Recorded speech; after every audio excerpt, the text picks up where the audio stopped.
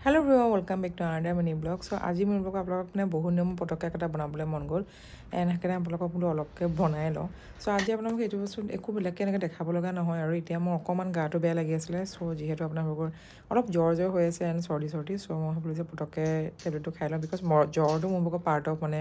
সেইটো আৰু লাইফে হৈ গৈছে সদায় হৈয়ে থাকে বেছিভাগে চ' বিকজ মোৰ বহুত অহা যোৱা হৈ আছে গোলাঘাট গুৱাহাটী চ' সেইটো কাৰণে কালি আপোনাৰ ভাগৰ বাছত মানে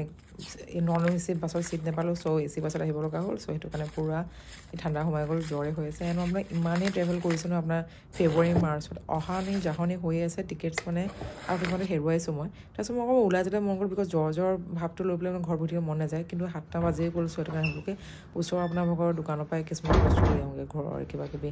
এনেকৈ দাইল চাউল কিবাকিবি যিখিনি আছে আৰু সেইখিনিকে আনোগৈ বিকজ একদম সোমাই এতিয়া যদি জ্বৰ হৈছে দৰৱ খাই লৈ বহিলোঁ বহুত জ্বৰ উঠি যাব ত' অলপ ৱাক চক কৰি দিলে ভাল হ'ব আহি পাই গ'লোঁ ওচৰতে যিহেতু এই বস্তু কিনিলোঁ মেলিলোঁ এণ্ড তাৰপিছত এতিয়া আকৌ যাওঁগৈ এণ্ড আপোনালোকৰ এইখিনি লৈ মেলি হোৱাৰ পাছত এতিয়া আহি পালোঁহি ঘৰলৈ এণ্ড ঘৰ আহি পাই পেলাই এতিয়া আপোনালোকৰ ভিডিঅ'টো চাব লাগিব আকৌ এডিট কৰিব লাগিব তাৰপাছত আৰু সেয়াই আছিল